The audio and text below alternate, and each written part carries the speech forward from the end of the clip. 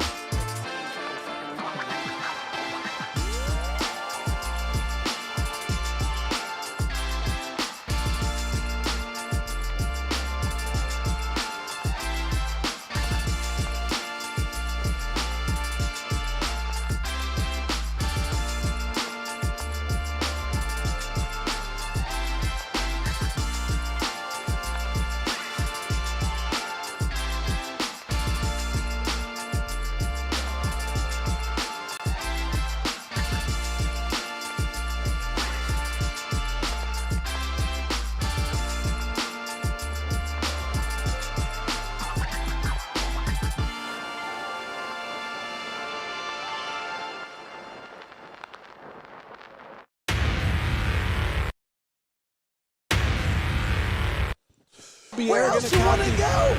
Don't nobody do it like us, bro. Oh, my goodness. We beat the brakes off y'all.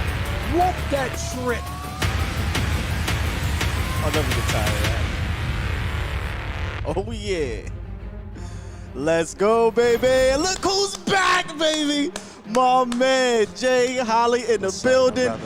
Good to see my good brother. Yes. Week 15, Dallas Cowboys, New York Giants. Welcome to Game Day Live. Here we are, Revolver Brewhouse, Texas Live. Got my boy Jay Holley back, and we are going to give y'all the best of pre, halftime, and post. Don't get no better. And you see he's in the spirit. I'm always in the spirit. I've been good this year. He's in the, that's what it says. I didn't see the other part. I've been good this year. Well, there's aspects of the Cowboys that have been good. There's aspects that have been bad, and we'll talk about that. But first up, shout out to everybody that's joining us today in the chat. Appreciate y'all being here. My man Wink said Jay Holley, the podcast MVP. Thank you, my brother. I totally agree. Thank you. I totally agree, Thank man. you. You were missed last week, bro. You've been missed over the few weeks, but we're glad to have you back, man. And I'm glad to be back. On a personal level, like I said, I'm just glad to see you. Yeah. Thank you, Glad man. to see you. You gave me a hug, and I felt the love. Yeah. You gave me a hug today, and I felt the love. And for all those who've had me in their thoughts and their prayers and have reached out, thank you. Thank you. I truly do appreciate it. I am excited and happy. A little nervous as well. Think of it's crazy. Just driving in today, it was a little.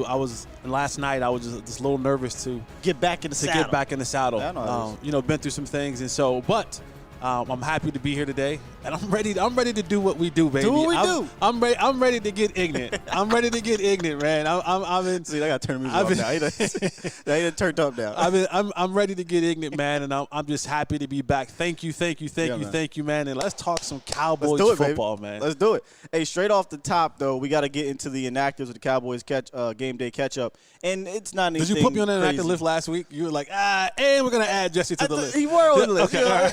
It was a little bit. I mean, it wasn't like a season ender. I didn't tell you about it. Season ender. I wasn't a season ender. It wasn't on IR. You know what I'm saying? But we got Will Greer, Nashawn Wright, Israel Mukwamu, Azur Kamara, Simi Fehoko, and the biggest one and really the one that makes the most sense here is Tyron Smith. Yeah. That's the only one of the inactives that is a big deal. And I believe going into this game today to make up for no Tyron Smith, they're going to move Terrence Steele back over to left tackle. Any thoughts on Terrence over there? He's been kind of up and down on that left side there. And we'll get more into this as we get you guys prepared for the pregame show and get you ready for the game against the Giants. But this musical chairs across the offensive line, this is the one position Can't have it. you can't have it. And we hear these words from coaches and from front office people, even from players about continuity. McCarthy says it all the time. Being able to have some sort of level of consistency. When you what I love about the offensive line is when you NFL films will always have, like, they'll come into these clips that they'll have, and you'll see the camera being panned at the feet of the offensive line. And here you have the big dancing bears, the 300-pound dudes who have to be in sync, who have to be able to be like the Rockettes, right, to keep it in the Christmas spirit.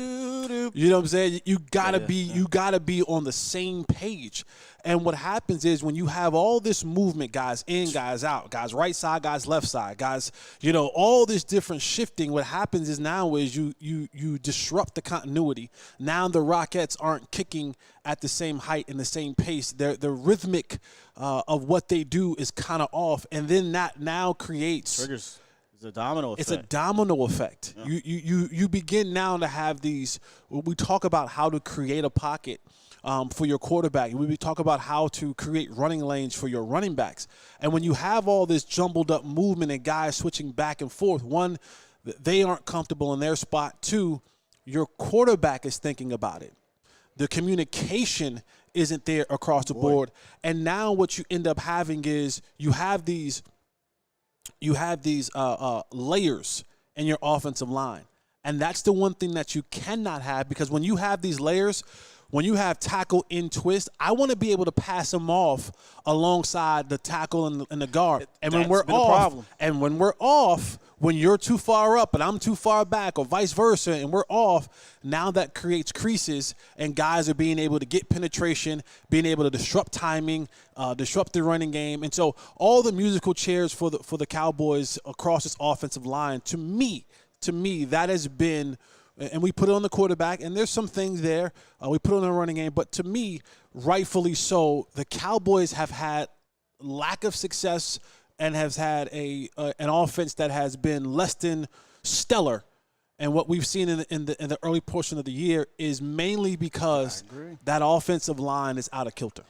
Like I said, the domino effect is crazy. And when you have that with the offensive line, in and out musical chairs, mixed with your receivers in and out, and then your running backs now in and out and hobble, it just is a recipe for inconsistencies on the offensive front. And it could be just that simple, right? Because we're all trying to find out, and that's one of our categories we'll get into, is the offensive woes and what's been an issue and how to fix it and things like that, and how to attack the Giants. But we've been talking about it for weeks, man. And Dak even mentioned it. And I'll get into the first word. I want you to listen to what Dak said this week as well when we get to that point of the show. But great way to set that up, because it starts up front. Absolutely. It's cliche, right? It's cliche, but I don't care. That's something that matters, right, is the blocking.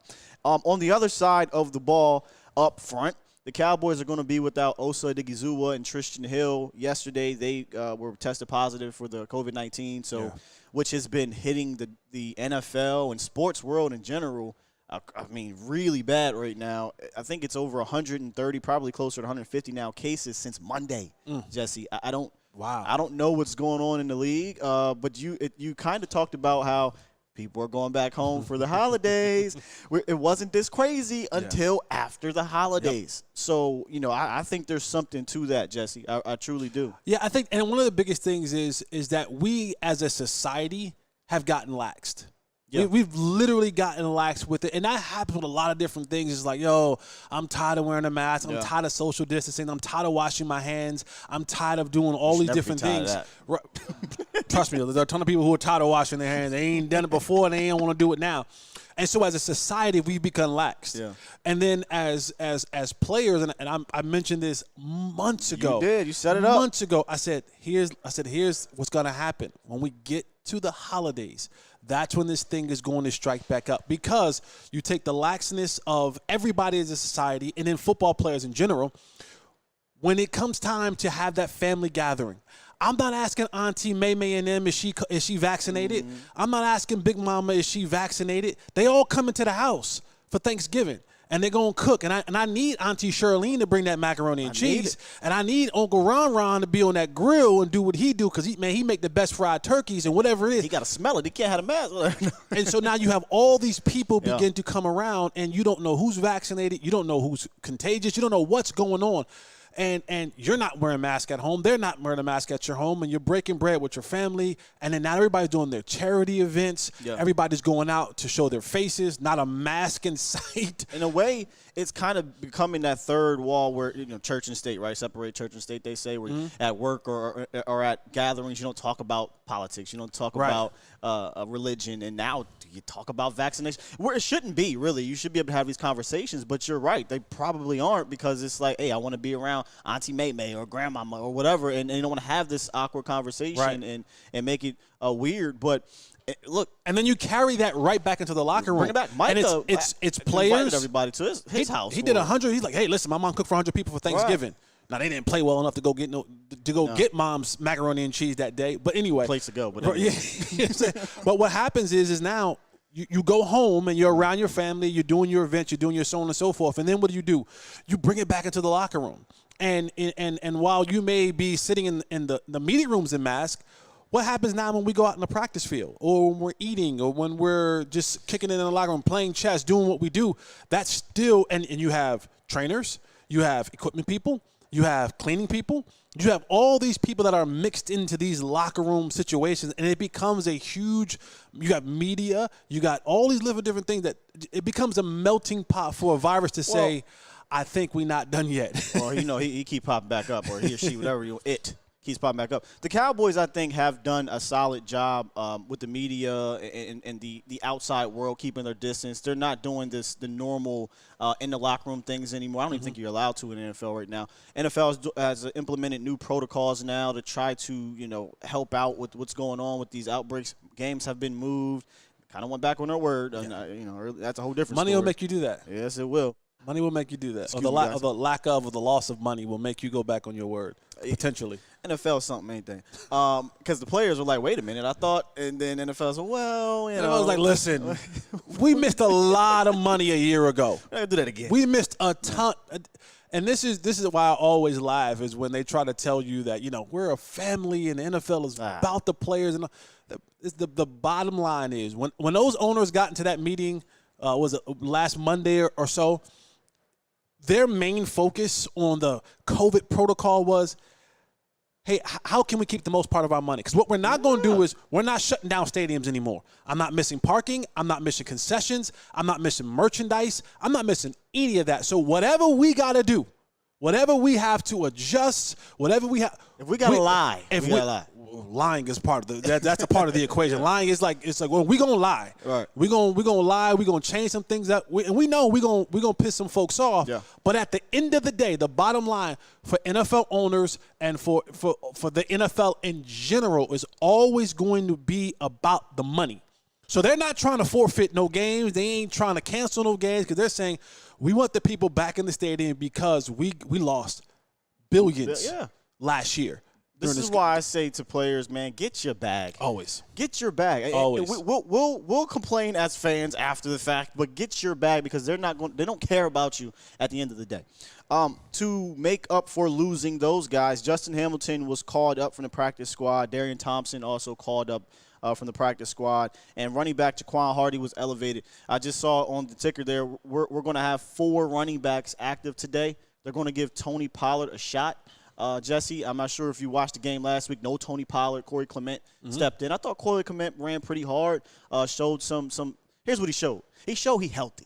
Right. And sometimes that's all you really need because – and we talked about this a while ago, and I don't want to keep harping on Zeke because I understand he's being a Warrior, he's playing through things, but I personally think it's a detriment to the team.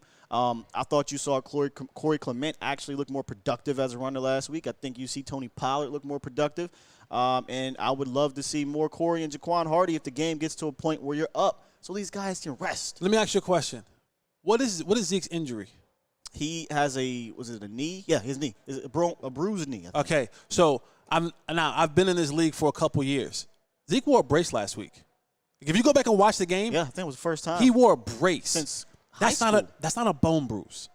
That's not a bone bruise. I mean, that is not a bone bruise. That is true. I've had bone bruises, and I've had. Isn't that more of a ligament thing? Exactly. I've had MCL tears, and I've had a slight ACL tears. That's when you break out the brace.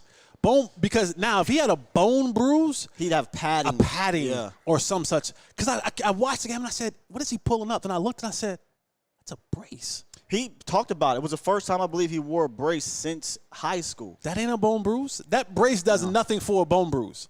So there's that in lies tells you that there's a deeper issue with Ezekiel Elliott. Now I'm starting to believe there's some sort of maybe MCL or some sort of slight tear in his knee. And he knows that if I have to get surgery now, that it ends my year. But it is a manageable situation. It is something that I remember when I was playing, I had it for like I tore my MCL and slight tear my ACL. And I went through a process every single week of getting it drained and working it. And it does swell up. I had a similar situation, man. I played on a torn one in basketball. Right. And afterwards, the thing swells up like a basketball. And it's nasty. And you got to go in there and drain it out, and you get treatment all week. And you can play on it. You can play on it, but it's this cycle of, okay, on Monday, it's going to be like a grapefruit. And then I'll get it drained, and I'll get treatment. So when I saw the knee brace, I said, this is not about the bone bruise anymore. Yeah. This is something far greater. And I promise you, we can, what's today's date? Today's the 19th? Today's 19th, yeah. At 11/24, you can book this when the season is done or whenever the playoffs are over for the Cowboys. Zeke's going to have a cleanup surgery. Bone bruises don't require surgery. At all. But they're going to say he's going to have some sort of cleanup surgery, MCL situation on his knee, and that brace showed me that. And that took a while for them to even come out with a specific. It was always, I got a knee thing. Yeah. And I think that was done purposefully because, and again, this may be another type of thing I'm going through here, but the Cowboys' offense, according to the fans, is predicated on teams fearing Zeke. Right? That fear stopped a long time ago. That's what I believe. But there's a ton of fans that be like, they're scared of Ezekiel Elliott, so they got to play the box. No. I mean, he hasn't been that type of guy to fear, in my opinion, for a long time. I think an efficient run game is what's to fear, right? Mm-hmm. Is that, okay, if they're going to get 5-6 yards and they could pop off at 14, 15 yards, and I got to worry about that, so we'll load the box. But teams understand, I'm not scared of Zeke. But Dallas needs to put on that mask, right? Put on that front, like, oh, no, Zeke's fine, y'all, so I need y'all to respect that, right? So that's why I said maybe it could be a conspiracy thing there, but I did not put two and two together. Bone bruise do not equal Tyron Smith knee brace. Right. So you got a point. A player that Zeke could be meeting head up at the line of scrimmage. Which I hope. God, if you love me the way you say you do. I'm laughing, y'all, because I can't believe this is happening, man. This is just like, I hope this is destiny, right, where things just happen for Dallas right now. They're adding up to something special later. But one Jalen Smith, swipe me, has returned to the field of action for a team that wears blue, but it ain't the Cowboys. It's the New York Giants. Jalen Smith was signed on Friday afternoon. Because of the COVID, I'm guessing because of COVID, that the Giants got desperate, decided to go sign Mr. Swipe me, no swipe me, or whatever, swiper, no swipe me. And apparently I thought he wasn't going to play. Apparently he is. He's going to get some packages out there. I would imagine probably some early down stuff. They would be silly to put him out there on third down. But I think all of Cowboy Nation, are we in agreement here? Please play Jalen Smith as much as possible, right? Right? I mean, dear Lord, we want to. This is Jesse. Let's all have a prayer here. I know that I've been calling on you a lot lately, so don't hang up. Don't hang up. If you truly love me like you say you do, and care for me the way you say you do, and you answer my prayers when I call, allow Joe Judge and his defensive staff to think that Jalen Smith can play a multitude of plays and line him up on the field on the defensive side of the ball for the New York Giants as much as they possibly can. It's your boy, Jay Holley. Signing out. Amen. Amen. Please. That's an amazing prayer. Thank you. And I hope that he answers your prayers. I hope so, too. You know, because it took 2 weeks for the Packers to say, this ain't looking too good. You know, so Jalen Smith returning. I would say what's your thoughts, but you just gave me him. I can't wait for him to be out there. Now, with that said, 100% guarantee the minute he makes a tackle, he's swiping. And I hope the tackle, and the funny part about it, I hope the tackle's 9 yards down the field. That would be the ironic part about it. Like he would swipe and the tackle, it'll be like, oh, Cowboys a 9 yard gain, and he's swiping until his shoulder comes out of the socket. The greatest thing that I don't like, if Jalen has one of those games, it's not a Bobby Carpenter. It's that type deal. Were you on the? I was on the team. Please. I was saying. I was there. Yeah, I was there. But honestly, I think with Jalen and whatever packages they decide to use him in, and it's a lot different for defenders to come in less time than it is for offensive players. That. You were telling me that off field. Yeah, because here's the thing. It's at the core of what a defense is, you have a fundamental – if I am in cover 2, there are fundamental responsibilities for everybody in cover 2. Right? So that is safeties. You got over top of the corners. You have the flats and linebackers. You have hook to curl. So those fundamental things in cover 2 are what they are. Fundamental things in cover 3 are what they are. Cover 1. And so when you're playing defense, if I'm in cover 2 and I'm the middle linebacker, here's what if I'm Tampa 2, where you got to be. Yeah. Here's where you have to be. This is you learn this in high school. Hey, Tampa 2. You're the middle linebacker. You're going to turn and run to the strength of the side, whatever the side the tight end's on, and I'm going to get down the middle of the field and then settle and look for action. That's just what it is. Hey, if I'm Will, or if I'm Sam, hey, you guys have hook curls in this cover 2 defense. So playing him in packages is not a difficult thing to do because defensively, now when you start adding blitzes and so on and so forth where guys now defensive linemen may be down and then they'll run out to the hook curl and this guy has to go here, that's when it gets a little bit complicated. But they can run basic things. But they can run a base defense. Like he can go out there right now and have not played with this team ever and run a base defense because that is what you learned 10 years ago. You know what I'm saying? Yeah. It's when you get into the exotic stuff. It's when you get into that stuff where guys are moving around, coming late, dropping late, and all that kind of stuff. That's when it gets a little bit freaky-deaky. But please, play him as much as you possibly can. Please do. The reason why they brought him in, I think, is because they're going through it just like a lot of other teams are going through it with the COVID situation and injuries at that. I'm not sure. Maybe somebody in the chat can help me out here. I know there was some skepticism of Leonard Williams playing.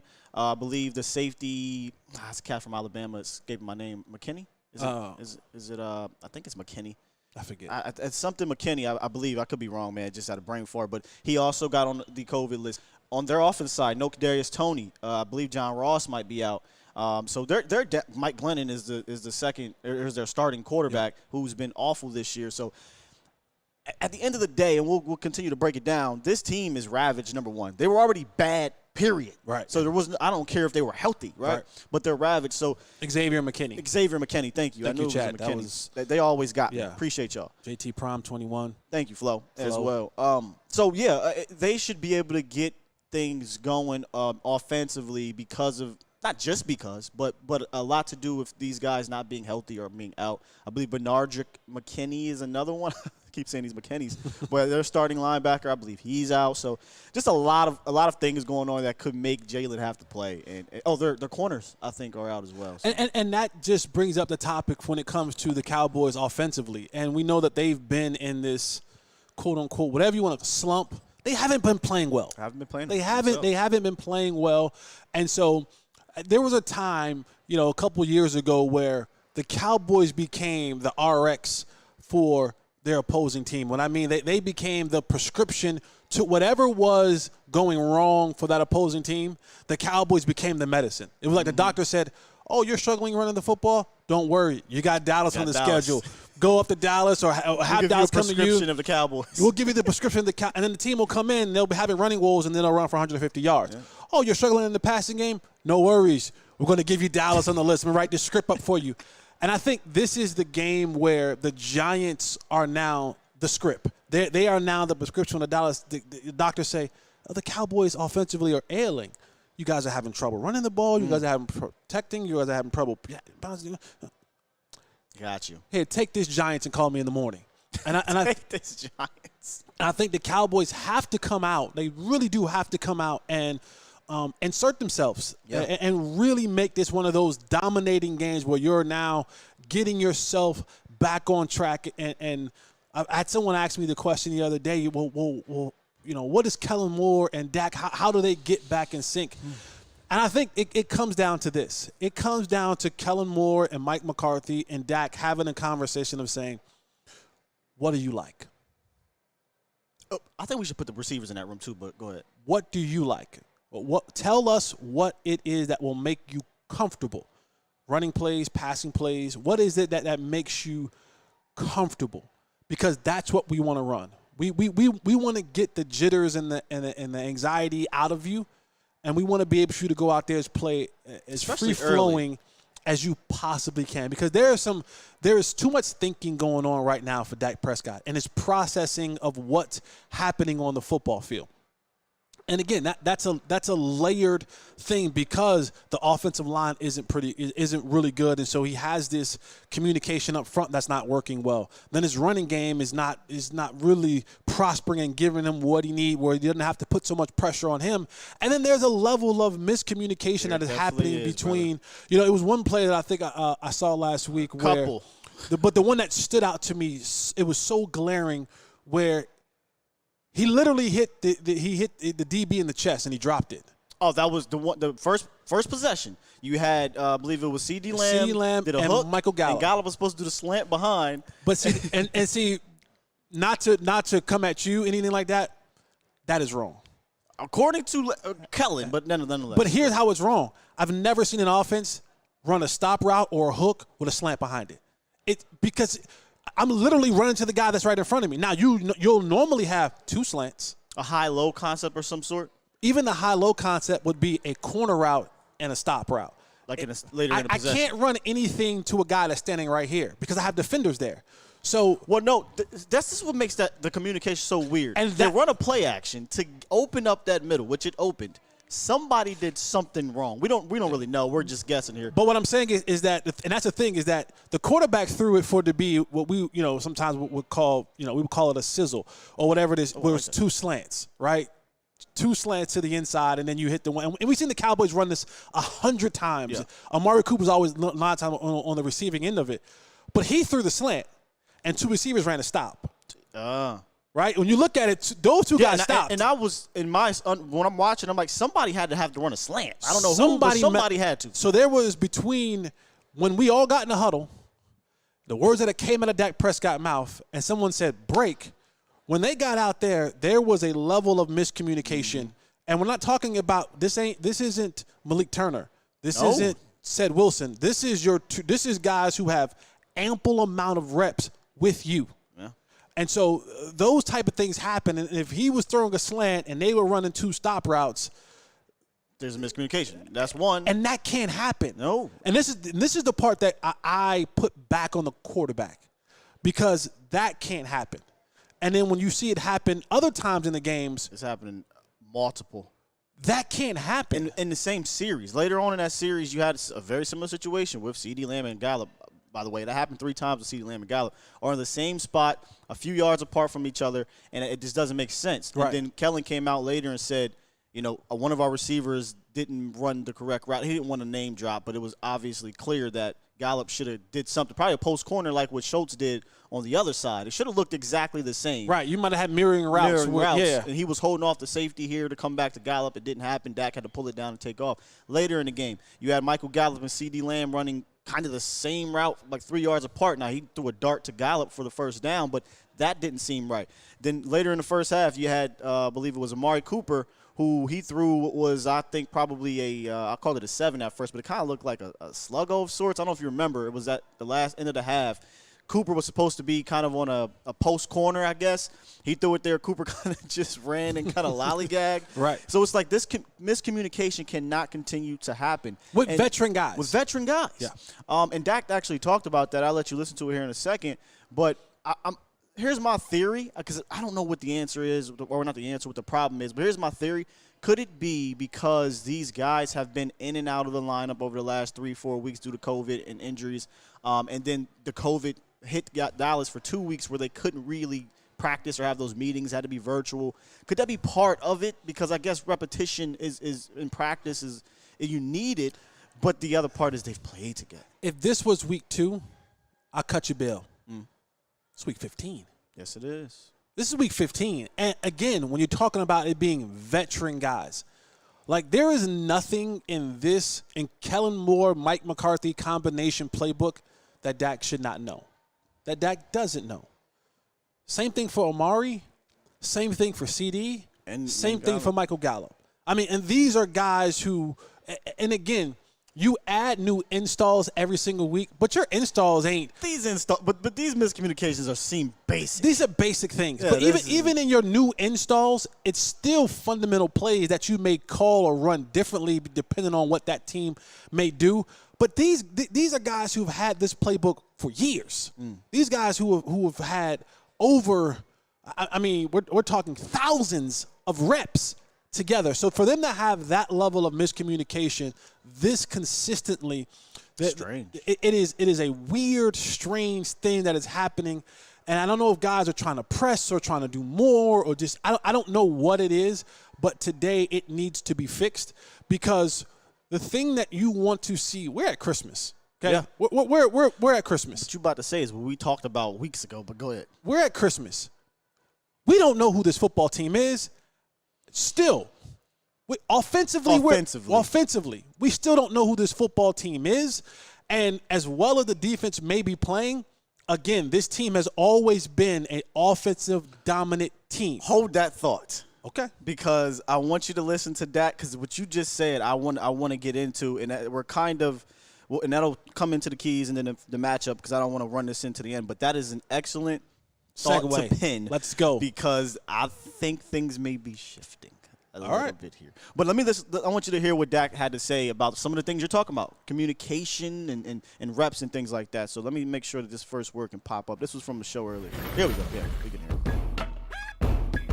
Obviously, we haven't been playing well. I haven't been playing my best ball. So more importantly, it's just about me getting back to that. And as I've told you millions of times, the type of player I am, it's about practice, it's about the repetition and preparing. So that's what I'm sticking to. I'm definitely not up to my standard expectations, and when you play at a high level, that's what you create. So I'm glad people have the same expectations for my game as I do for myself. So that's fine. Like, how are you feeling physically? I'm fully healthy, 100% healthy. Thank you, though. Thank you.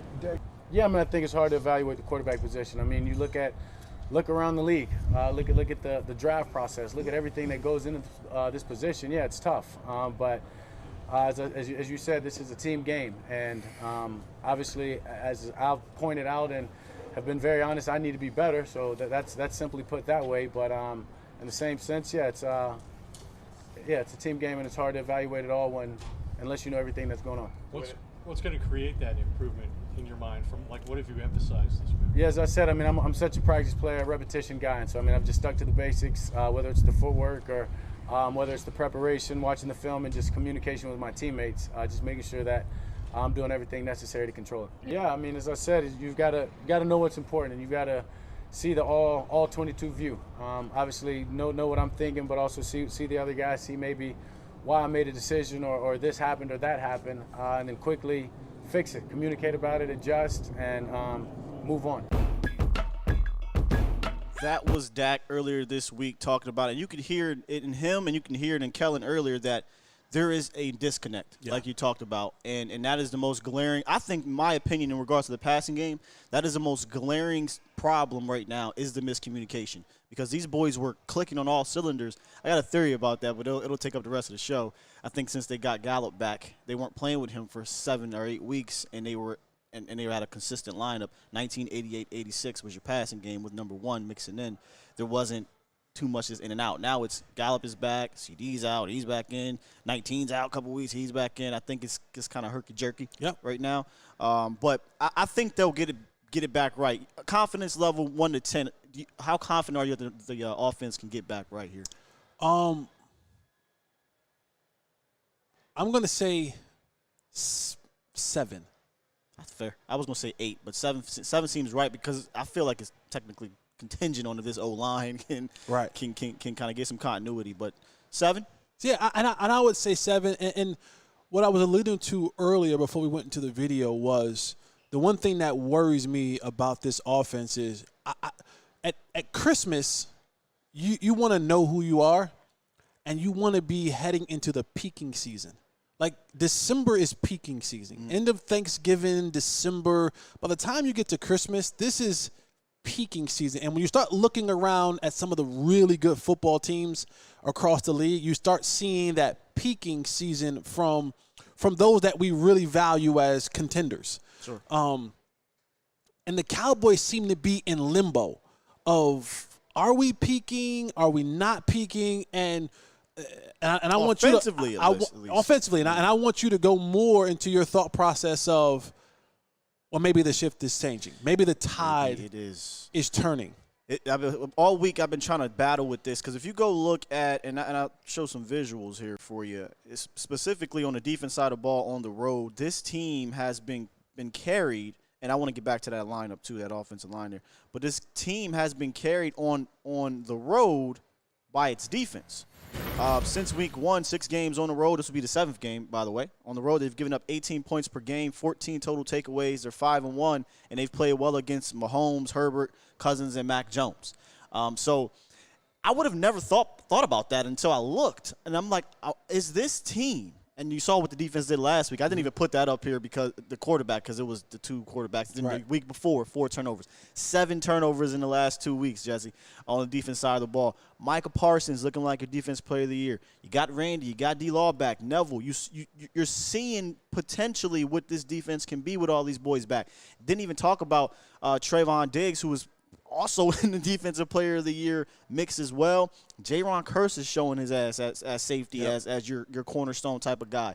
Anthony Brown is being a solid guy all year. He has his moments, but, I mean, he's been a reliable corner. So is this, or can this shift into a defense that can lead your team in the postseason? I have to choose my words right because it's tough, because we know this isn't a dominant defense of the 85 Bears, the Bucks, and things like that. But can they be like the Patriots? You know, when they were on their run, they were never this all-world defense. Well, what they were they were top defense in the league that stopped opponents from scoring and took the ball away.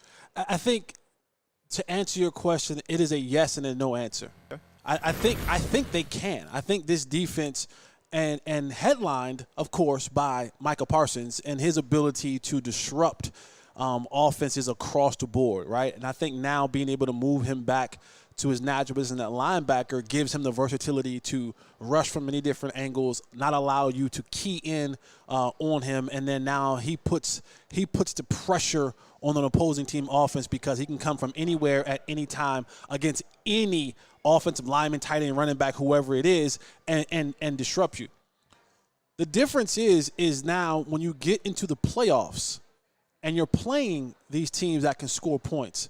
Yes, my defense can maybe hold them off at times, but will my offense be good enough to give me what I need to allow this defense to be as free-flowing as I need them to be? Because there is a difference when your defense is playing with the lead and when your defense is playing from behind, or depending on what quarterback you're playing or what offense that you're playing, that defense now is curtailed to that specific. We thought that all year, right? We thought that, hey, this defense is only going to be as good as the offense, right? That's what we came into the season thinking at the very least, and it kind of looked that way at the beginning of the year. But it. And then I'll say this, to complete the answer, will the people in charge allow the defense? Do you want to win, or do you want to be the greatest show on turf? Which one puts more money in their pocket? We can go at times, right? Like, so my thing is that will they allow that to be? Say, will they go to a point? So you know what? Dak, we don't need you to put this thing on your back. Our defense is playing so well. Go get me 14 points. Go get me 17 points. And now they begin to call an offense that says, just don't make no mistakes. And that's where I was getting at. If the offense, and I said this week on my show, Jesse, if the offense can't come out this week, I mean, this has to be a get-right game. Yes. But if they can't come out this week and get back into a flow, if they can't close the season out by getting back into a rhythm, then I think they may have to change their philosophy, their team philosophy, not offensively, their team philosophy of, all right, man, we thought we can get it together. We cannot. Let's just manage this game. Let's just go down here, take care of the ball, which is crazy because coming into the year, I would have said this. $75 million manager. $75 million manager. But if it results in the Super Bowl, no one's going to give a damn. But and it's so crazy how this works, right? We came into the year and we're all like, hey man, we just need this defense to be okay. Just don't screw up. Give us something. Just give us a little bit. Just one turnover again. And now we're like, if this offense can just not screw it up. Don't throw pick sixes when What we're the up. hell is happening? Don't do that. Are we living in an upside down world? We are. I mean, COVID's happening. Gas is $4 a pop. You know, we're living in this. We're living in this metaverse right now. Everything is just upside down. But so I'll end it on this note with the offense. I do think that I have full confidence in these three stud wide receivers, your stud quarterback, your smart offensive coordinator to get it together. I have more belief in them than I do in the running game, and that's what scares me. Because this running game is hurt, literally. Right? It's literally hurt. And the offensive line has been all over the place. And speaking of the devil, this is the offensive line for today's game. Let me bring it up here so you guys can see where we at. Come on with it. Where'd you go? There you go. You'll get Terrence Steele at left tackle, Connor Williams at left guard, swapping in for McGovern, Tyler Biadasz, Zach Martin, and Lyle Collins. I need this running game to at least become respectable or efficient because if we do need to, for whatever reason, rely on the defense, you hardly ever see a dominant defense not complemented with a running game. Yep. So no matter how good the defense plays, no matter how in sync your passing offense gets, once you get to Lambeau or once you have to go to Tampa or if you got to go there, wherever you got to go, right, on the road or in the playoffs, you still need to have a running game follow you at the very least on an efficient level. Yeah. It doesn't need to be 150 yards, but if I can get 105 yards at 4.5 yards per clip, I live with it, right? But what you can't live with, Jesse, is 3.2 yards per clip. Ezekiel Elliott hobbling and strutting out of bounds, right? You can't have that. So until I see it, I'm more worried about can this offensive line and run game get in sync? If not, it's going to be on the shoulders of that $75 million quarterback and the $20 million wide receiver and a first-round pick wide receiver and your other receiver who's up for contract is going to be on that. And just off the top of my head, I don't know too many offenses that just scurry through the playoffs, throwing the rock 50 times a game, 45 times a game at 300 yards a clip. Usually, if you go look, even in Tampa, 2, 3, 4 of those games, their running game has been efficient. And I was getting ready to say, look at the teams that we talk about a lot, right? Tampa Bay. What do they call him, Lombardi Lenny? Oh, he's gearing up. Oh, yeah. Tampa Bay, Green Bay. Aaron Jones, A.J. Dillon. Yeah, Aaron Jones and A.J. Dillon. Even in Arizona, you're starting to see James Conner getting more into the mix. And don't sleep on the Chiefs. The Chiefs. They won a Super Bowl on the back of the running back. Right. So you need some type of respectable running game. And I think you hit it right. You hit it right on the head. And I think the Cowboys mismanage this whole injury thing / warrior / if he says he's good to go, we say he's good to go situation with Ezekiel Elliott. Because, again, what I saw last week with the brace, what I see how – I mean, he had a 5-yard run, which was the hardest 5-yard run I've ever seen anyone. Then he limped off. Like, it was literally like I've never seen Zeke have to work so hard for a 5-yard run out of bounds gain. And they'll say, well, it can't get any worse. Well, it ain't getting any better, right? So it's like, so give us something, right? Like, that's not working for us. And now you have Tony Pollard with the plantar fasciitis in his foot. So you're starting to dig into that Hardy bag, that Clement bag, and trying to find, like, these aren't, no disrespect to those guys. These aren't the guys that I want to be having to split carries with when we get into the playoffs. And I just think the Cowboys grossly mismanage the opportunity to get rest and get some treatment and get these guys back as healthy as they possibly could, mainly Zeke Elliott, to get ready for that stretch run. I mean, I would sit Tony Pollard today. And, I thought, earlier in practice, during the week, he's limited, thinking, okay, feels good. And then they say game time to sit. If it's game time, don't play him. Right. Like just sit him. If you cannot beat the Giants without your second string running back, there's more problems than him. You know what I mean? So I would sit him.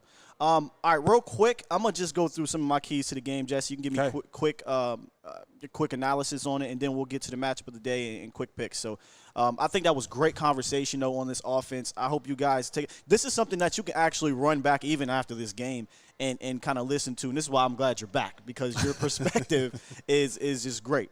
Thank you. Real quick, some of my keys to the game I had was pressure Mike Glennon, because the Giants are 30th, I believe, in the league in passer rating when facing pressure, and it's Mike Glennon. You know what I'm saying? I mean, I don't really know much else to drop there.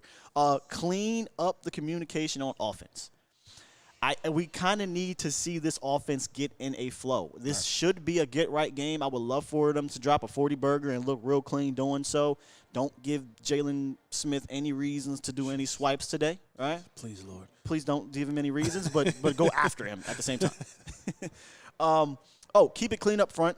Azeez Ojulari, I know we kind of been disrespecting the Giants. I ain't brought up no players all day for real. But Azeez Ojulari is kind of their only guy up front that's been getting consistent pressure. He has 7.5 sacks going up against Terrence Steele on the left side, or potentially Lyle Collins, who has trouble with speed guys.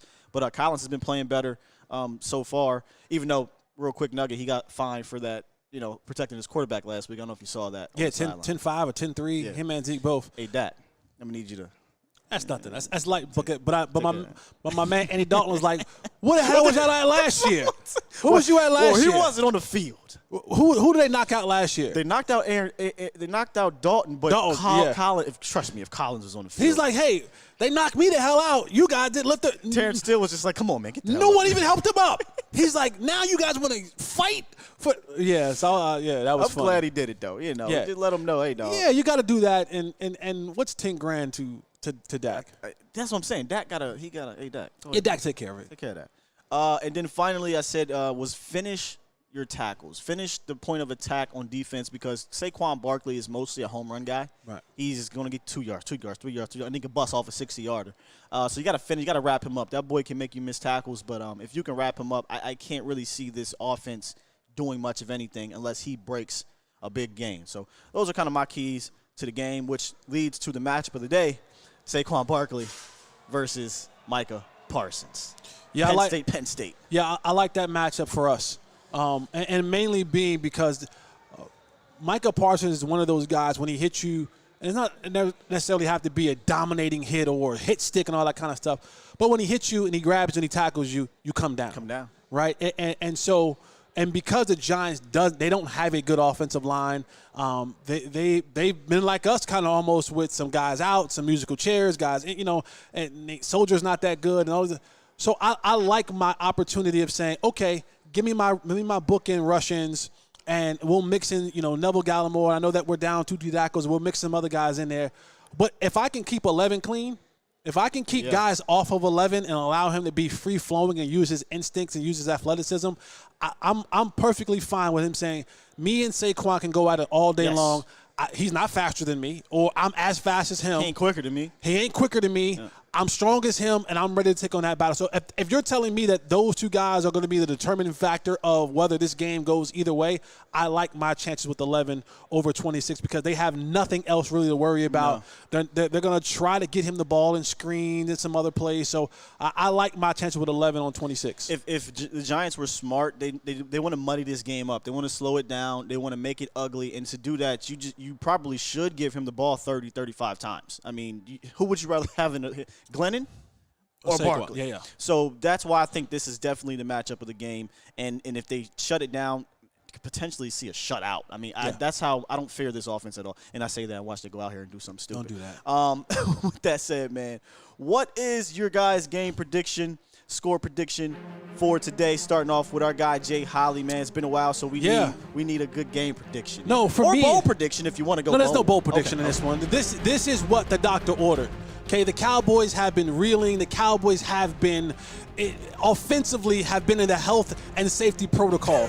This is the moment where it's time for them to get out of that mode and get back into being the dominant offense that we all know and believe that they can be. Yeah. Whether that's communication, whether that's alignment, assignment, whatever it is, the doctor said, okay, Kellen, Dak, Mike McCarthy, and company, I'm going to write this prescription for you guys. You take this down to your local CVS, Walgreens, and they look at the prescription and they go, what is this? It says the New York Giants.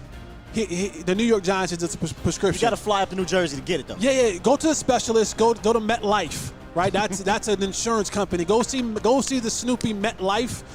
Hand this to them, and this should cure the ailments that you've had the last couple of weeks. And so for me, this isn't bold, this isn't big, but the Cowboys have the team where they can get back right. This is their get back right game. So I have the Cowboys 28, the Giants 12. I go 12. I like it. I was going to give them 13. So I'm going to just keep it plain and simple. Dallas 34, New York 13. This should be a blowout, and they'll probably get the 13 points in the fourth quarter. They should get the 13 points in the fourth quarter because the Cowboys should be resting some dudes. This is that type of game it needs to be.